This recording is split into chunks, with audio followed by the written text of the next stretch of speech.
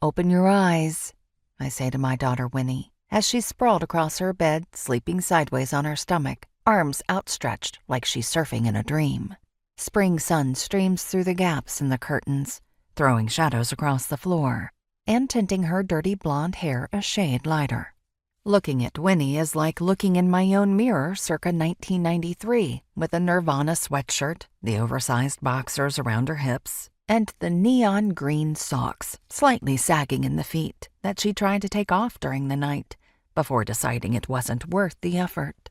It is disconcerting, jarring even, when your daughter becomes your own reflection, when you realize that the styles of the parents will one day be passed down to the children. "Winnie," I say softly, trying a different approach, as I inch toward her bed. I'm deafened by one of the dozen songs Taylor Swift has written about a breakup with some narcissistic actor. She deserves better, pouring from Winnie's phone and acting as a futile alarm. She shows her first sign of life, and to encourage this promising development, I put my hand to the side of her face, ready to rub her cheek. Winnie swats away my hand, reaches over to the nightstand, turns off the alarm, and goes back to sleep. "Winnie," I say, "I can't do this with you this morning. I need you to get up." Her head inches off the pillow. She scans the room and then collapses back onto the bed.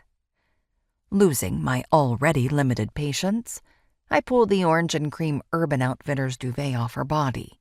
I'm preparing to move on to the sheet when her eyes snap open and she glares at me. "I'm up, Elizabeth." I refuse to engage with Winnie on her terms and slam the door shut to ensure that she stays up. The second I hit the hallway, I hear the strains of my son Theo's alarm, programmed to Beethoven's 7th. As I get closer to his door, the symphony celebrating Napoleon's triumph over the failed French Revolution reaches its crescendo, and the dog starts barking, as if he's providing an ironic counterpoint. I allow myself to hope that Theo is awake, and that I don't have to repeat my grueling Winnie experience. Yet there he is, snoring away, as if he's lying in a pastoral field surrounded by babbling brooks and deer nibbling on rose petals. From his mop of luxurious brown hair that he refuses to style, to a glass-sharp jawline that he forgets to shave, but is built for a CNN anchor chair, to his long, gangly limbs, which, like a puppy, he still trips over daily, as if he's confused and betrayed by their existence. Theo is one of those teenagers who has all the incubating hallmark signs of an attractive adult that haven't quite coalesced yet. "Theo," I say, kissing his forehead, "you need to get ready."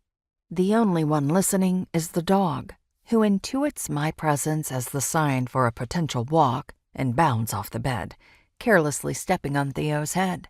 "Jesus, Barry," Theo says, annoyed. "What are you doing?" Considering that crisis over, he turns and covers his face with the blanket.